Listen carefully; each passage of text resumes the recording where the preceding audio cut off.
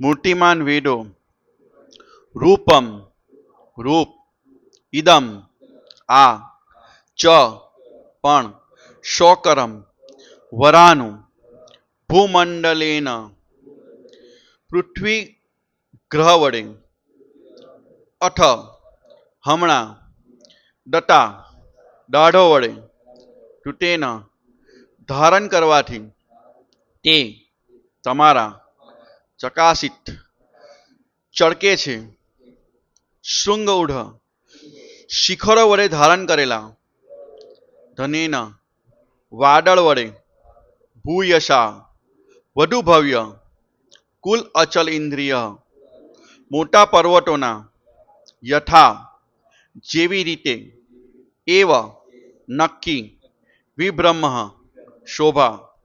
અનુવાદ જગતગુરુ શ્રીલ પ્રભુપાદ મહારાજ દ્વારા. હે પ્રભુ, જેવી રીતે વાદળોના શણગાર સર્જેલા મોટા પર્વતો શિખરો સુંદર લાગે છે, તેવી રીતે દાઢો ઉપર પૃથ્વી ધારણ કરવાથી આપનો દિવ્ય દેહ સુંદર લાગી રહ્યો છે. ભાવાર્થમાં પ્રભુપાદ મહારાજ લખે છે, વિભ્રમ શબ્દ અર્થ સૂચક છે. વિભ્રમનો અર્થ ભ્રમ તેમજ સૌંદર્ય પણ થાય છે.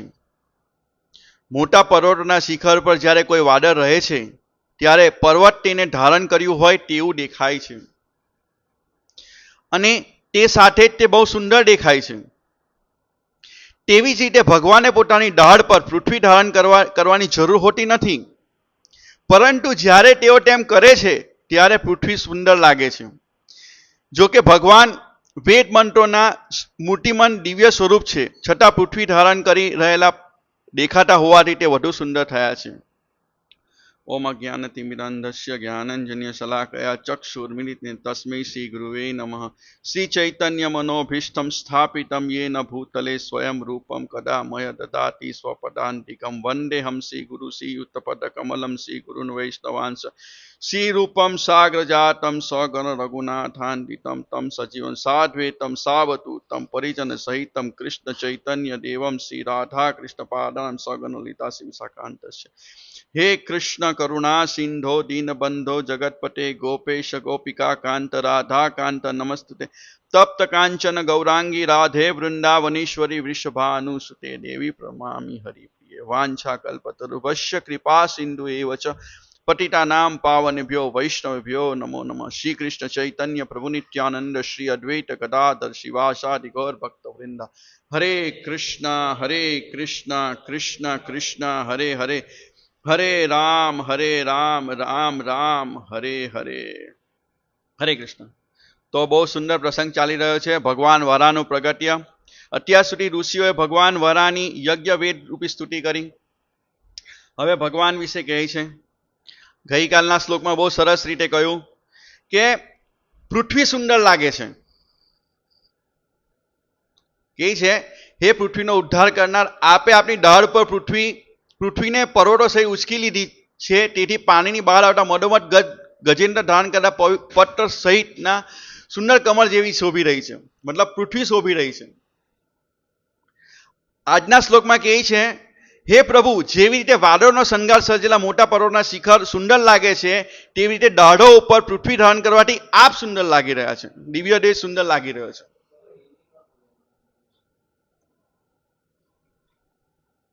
हिंदी भागवत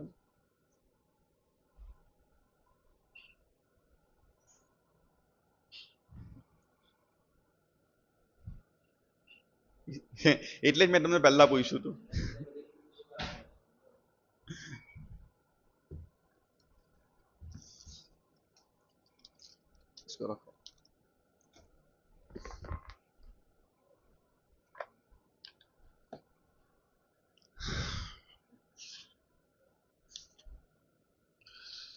तो पहले श्लोक मतलब 40 कल जो श्लोक था उसमें बताया गया है कि पृथ्वी सुंदर लग रही है. अब इस आज के श्लोक में बोल रहे हैं कि भगवान आप सुंदर लग रहे हो क्योंकि आपने पृथ्वी को धारण किया है. और श्रील प्रभुपाद जी बहुत अच्छा सुंदर तात्पर्य में लिख रहे हैं कि विभ्रमक शब्द सार्थक है. विभ्रमक का अर्थ होता है भ्रम तथा सौंदर्य, दोनों होता है. जब कोई बादल किसी पर्वत की चोटी पर विश्राम करता है तो ऐसा लगता है कि मानो पर्वत ने उसे उठा रखा हो. साथ ही वह अत्यंत सुंदर लगता है। उसी तरह भगवान को अपनी दाढ़ों पर पृथ्वी धारण करने की आवश्यकता नहीं है। तो इसका मतलब क्या हुआ कि भगवान को कोई आवश्यकता नहीं है कि पृथ्वी को धारण करें। भगवान अपनी इच्छा शक्ति से ही उसको कर सकते थे। लेकिन बहुत सुंदर लिखा है प्रभुपाद जी, जब पढ़ते तात्पर्य तो पता चलता है। इसी तरह भगवान को अपनी दाढ़ों पर पृथ्वी धारण करने की आवश्यकता नहीं, किंतु जब वे ऐसा करते तो संसार उसी तरह सुंदर लगता है जिस तरह भगवान पृथ्वी पर अपनी शुद्ध भक्तों के चरण कमल अधिक सुंदर लगते हैं। यद्यपि भगवान वैदिक मंत्रों के दिव्य स्वरूप है, किंतु पृथ्वी को धारण करने के कारण अति सुंदर लग रहे हैं। तो प्रभुपाद एग्जाम्पल दे रहे हैं कि जिस तरह कोई पर्वत के ऊपर बादल आ जाते हैं तो लगता है कि पर्वत ने बादल को धारण किया हुआ है, लेकिन जरूरत नहीं है। पृथ्वी को अपने इच्छा शक्ति से वो धारण कर सकते थे, अपनी स्थिति में ला सकते थे। लेकिन जब बादल आ जाते हैं तो लगता है कि उन्होंने धारण किया हुआ है। लेकिन भगवान भगवत गीता में कहते हैं कि भगवान क्यों आते हैं? परित्राणाय साधुनां विनाशाय च दुष्कृतम् धर्म संस्थापनार्थाय संभवामि युगे युगे। भगवान को आने की जरूरत नहीं है, लेकिन भक्तों के रक्षण के लिए भगवान आते हैं। भगवान भक्त वत्सल है, इसके कारण वो आते हैं। भगवान अपने भक्तों की रक्षा करने के लिए आते हैं। यदा यदा ही धर्मस्य ज्ञानिन भवति भारत अभ्युत्थानम् अधर्मस्य तदात्म्यहं सृजामि हम। तो भगवान यहां अपने भक्तों के रक्षण के लिए आते हैं। इसीलिए भक्तों भगवान का ग्लोरी है। यहां भगवान की सुंदरता का वर्णन करते हैं, तो भगवान के भक्त भी भगवान की ग्लोरी सुंदरता की वर्णन करते हैं श्रीमद् भागवतम भगवत गीता में। जैत्य गोस्वामी रचित दशावतार श्लोक में गाते हम, वसति दशन शिखरे धरणी तव लग्ना शशिनी कलंग कलेव निमग्ना केशव द्रुत शुकर रूप जय जगदीश हरे जय जगदीश हरे जय जगदीश हरे। हे केशव, हे जगदीश, हे वरा का रूप धारण करने वाले श्री हरि तुम्हारी जय हो। जो पृथ्वी ब्रह्मांड के तल के गहरे गर्भोदकशाही सागर में डूब गई थी, वह चंद्रमा पे धब्बे के समान तुम्हारे दंडों के अग्रभाग पर स्थित है। कि भगवान के भक्त उनकी ग्लोरी करते। भगवान अति सुंदर है। भगवान के कार्य जन्मे कर्मे चमे दिव्यम। भगवान के जो कार्य है वो सब दिव्य है। भगवान मथुरा में लीला करते वो भी दिव्य है, असुरों का वध करते वो भी दिव्य है। जन्मे कर्मे चमे दिव्यम। जो जानता है उसे दूसरा जन्म नहीं लेना पड़ता है। तो भगवान के भक्त भगवान की ग्लोरीज करते हैं। बहुत सुंदर चैतन्य चरितामृत में वर्णन आता है, और श्रीमद् भागवतम का ये श्लोक है। वो मथुरा की स्त्रियां बोलती हैं, वो कहती है कि भगवान कितने सुंदर है। मथुरा की स्त्रियों बोलती है, जब भगवान वो युद्ध मैदान में उतरते हैं मल्ल और चाणूक को मारने के लिए, तो कहती है, गोपश्य गोपश्य किंचरन यदुमुष्य रूपम लावण्य सारम समदो मद सिद्धम दग्धिप्दपि बत सुवानि भिवंदुरापयम एकांत धाम यशस्य श्रीय ऐश्वर्य।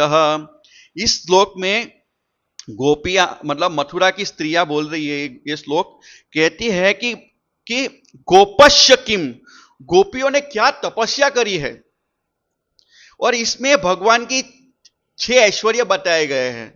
कहते हैं लावण्य सारम, भगवान की जो सुंदरता के सार है, सारी वस्तु लावण्य सारम, जितने भी सुंदर वस्तु है उनके जो सार होता है वो भगवान है। लावण्य सारम मतलब जैसे दूध होता है, दूध का सार होता है मक्खन या घी, वैसे ही पूरी जितने भी सुंदर वस्तुएं हैं उसके जो सार है वो भगवान की सुंदरता है। असम उद्वरम, भगवान से ज्यादा कोई सुंदर है नहीं, ना होगा, और ना उनके समान कोई है। समान भी नहीं है, उससे बढ़कर भी कोई नहीं। असम उद्वरम अनन्य सिद्धम, भगवान की जो सुंदरता है वो किसी ब्यूटी पार्लर में जाके सुंदर नहीं हुए हैं। अनन्य सिद्धम, मतलब भगवान की जो सुंदरता है वो उनकी खुद की है, वो नित्य बढ़ती रहती है, नित्य बढ़ती रहती है। दग्धिब, क्या कहते हैं, दग्धिब पीतम नुषा बिनम रूपायम नवम, वृंदावन वासी उनकी आंखों से उनको पीते हैं, इतने सुंदर हैं। और एकांत दूरम, दूरम मतलब ऐसा मिलना बहुत मुश्किल है भगवान का जो रूप का दर्शन है। क्योंकि देखिए हम देखते हैं कि जब भगवान ने गोवर्धन पर्वत धारण किया 7 दिन 7 रात तक, तो व्रजवासी को पता ही नहीं चला कि 7 दिन बीत गए, क्योंकि भगवान का रूप इतना सुंदर था, इतना सुंदर कि भगवान को देखते ही देखते ना उनको भूख लगी ना प्यास लगी। यदि हम कोई चीज के एक बार देखेंगे तो हम बोर हो जाएंगे, हमें थोड़ी देर में प्यास लगेगी, कुछ और विचार आएगा कि हमें ये करना है वो करना है। लेकिन जब 7 दिन 7 रात तक जब बारिश वर्षा हो रही थी, तो जब भगवान का जो रूप को देख रहे थे व्रजवासी, तो उनको न पलक झपकने की ये थी न कुछ और सोचने की समय मिला, इतने सुंदर लग रहे थे भगवान। तो उनको पता ही नहीं चला, जब हम कभी बहुत सुंदर चीज हम तो हमें कोई याद नहीं रहता है, कितना हम देखते रहते हैं। लेकिन 7 दिन 7 रात तक तो भगवान का सुंदरता ऐसा है। एकांत धाम यशस्व श्री ऐश्वर्य, भगवान का जो स्वरूप है वो कैसा है, यश, उनमें पूर्ण यश है, श्रेय ऐश्वर्य का पूर्ण समावेश है। ये मथुरा की स्त्रियां बोल रही हैं, तो जितने भी ऐश्वर्य है सारे भगवान में हैं।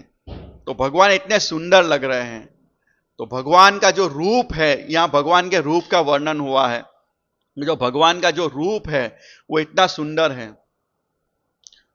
तो भगवान का जो भी कार्य है वो सब सुंदर है। भगवान सुंदर है इसलिए उनके भक्तों के कार्य भी सुंदर है। भगवान अपने भक्तों को सुंदर बनाने के लिए लीलाएं करते हैं। जैसे यहां पे वर्णन आया है कि शूकर का रूप ब्रह्मा जी के नाक से निकला और देखते ही देखते विशाल रूप धारण कर लिया। उसी तरह श्रील प्रभुपाद जी भगवान के अनन्य शुद्ध भक्त है, उन्होंने इस्कॉन की स्थापना छोटे से पैमाने पर की और देखते ही देखते पूरे विश्वव्यापी हो गई इस शूकर की तरह। कितना गुरु महाराज लिखते हैं जय श्रील प्रभुपाद में कि मत्स्य वरा और शूकर के जो रूप है उसकी तरह प्रभुपाद जी ने एक छोटी सी ये से इस्कॉन की स्थापना करी और पूरे विश्व में उसके प्रचार हो गया देखते ही देखते। तो भगवान अपने भक्तों की ग्लोरी करना चाहते हैं, इसीलिए श्रील प्रभुपाद जी जो भगवान के शुद्ध भक्त हैं, उन्होंने इस्कॉन की स्थापना करी। परित्राणाय साधु नाम विनाशाय च दुष्कृताम, जो शुद्ध आत्मा उनको बचाने के लिए, जो भक्त भगवान के भक्त हैं उनको बचाने के लिए इस्कॉन की स्थापना करी। परित्राणाय साधु विनाशाय च दुष्कृताम, जो आसुरिक सभ्यता उनका विनाश करने के लिए धर्म संस्थापना है। भगवान एक ही मात्र कृष्ण ही तो भगवान स्वयं उस स्थापित करने के लिए इस्कॉन की स्थापना करें। धर्म संस्थापना अर्थाय संभवामि युगे युगे, भगवान श्रील प्रभुपाद जी ने इसकी स्थापना करी। तो श्रील प्रभुपाद जी ने वर्णाश्रम की स्थापना करी कि जो भक्त है वो बच जाए, कम से कम जो भक्ति करना चाहते हैं, क्योंकि इस प्रदूषण वातावरण में हम भक्ति ढंग से नहीं कर पा रहे हैं, इसके कारण वनदेव वर्णाश्रम की स्थापना करी कि जिससे भक्त बच जाए। जिसके पास कृषि गौ रक्षा हो तो उसे और बाहर के आवश्यकता की जरूरत नहीं पड़ेगी। तो ये बहुत सुंदर है कि हमें श्रील प्रभुपाद जी के मार्गदर्शन के अनुसार हमें भक्ति करनी चाहिए और हमें वर्णाश्रम की स्थापना में जाना चाहिए और उसकी ये करनी चाहिए, क्योंकि श्रील प्रभुपाद जी चाहते थे यदि यही करेंगे तो हम बच जाएंगे। तो ये बहुत सुंदर प्रसंग है वराह अवतार का जो प्रागट्य है। और यहां लिखते हैं कि जिस तरह भगवान पृथ्वी को अपने शुद्ध भक्तों के चरण से अति सुंदर लगते हैं, जिस तरह भगवान पृथ्वी पर अपने शुद्ध भक्तों के कारण अति सुंदर लगते हैं, यद्यपि भगवान वैदिक मंत्रों के दिव्य स्वरूप है, किंतु पृथ्वी को धारण करने के कारण वो अति सुंदर लग रहे हैं। हालांकि भगवान बहुत सुंदर है, लेकिन पृथ्वी को धारण करते वो सूकर के रूप में भी अति सुंदर लग रहे हैं, वो मत्स्य के रूप में भी अति सुंदर लग रहे हैं, वरा कुर्म के रूप में भी अति सुंदर लग रहे हैं। कोई सोच सकता है कि ये सूकर का रूप कैसा होता है, इससे गंदे प्रदेश में जाके पृथ्वी को उठाना नहीं। भगवान के लिए दोनों कार्य सही है। जन्मे कर्मे चमे दिव्यम, दोनों ही सही है, दोनों भगवान के लिए दिव्य है। भगवान को ऐसा नहीं है कि ये करने से भगवान अछूते हो जाएंगे, नहीं, भगवान ही रहते हैं। भगवान का जो कार्य है वो सदैव दिव्य रहता है। जन्म कर्म चमे दिव्यम। तो कल राधा अष्टमी है, राधा रानी का प्रागट्य है, और विशेष रूप से श्रील प्रभुपाद जी हमें बताते हैं कि जो राधा रानी का जो सेवा है वो लोगों को भगवान की ओर आकर्षित करना। तो श्रील प्रभुपाद जी को एक बार पूछा गया कि राधा रानी का जो कार्य है वो पुस्तक वितरण का कार्य, वो राधा रानी का कार्य है। श्रील प्रभुपाद जी ने कहा हाँ, ये जो पुस्तक वितरण का कार्य है वो राधा रानी का कार्य, क्योंकि राधा रानी का जो कार्य है वो लोगों को भक्ति में जोड़ना है। राधा रानी क्या है? भक्ति प्रदायिनी है, भक्ति देवी है। तो वो कार्य जो है वो जो करते हैं वो भगवान की सेवा में जोड़ने के लिए है।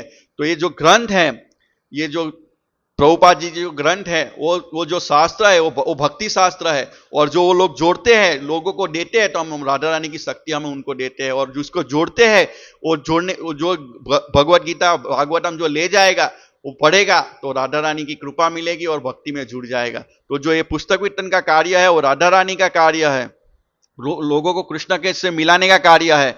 तो जो राधा रानी का कार्य है हम करेंगे तो ये बड़ा कार्य होगा। तो हम जो भी गौड़ीय वैष्णव है हम राधा रानी के भक्त हैं, लेकिन राधा रानी की सेवा हम राधे राधे बोल के नहीं कर सकते, हम राधा रानी की सेवा करके कर सकते। और राधा रानी की सेवा है प्रचार में लोगों को जोड़ना, भक्तों को इस्कॉन में जोड़ना। और ये कार्य हमारा 3 मिनट का प्रचार क्या कार्य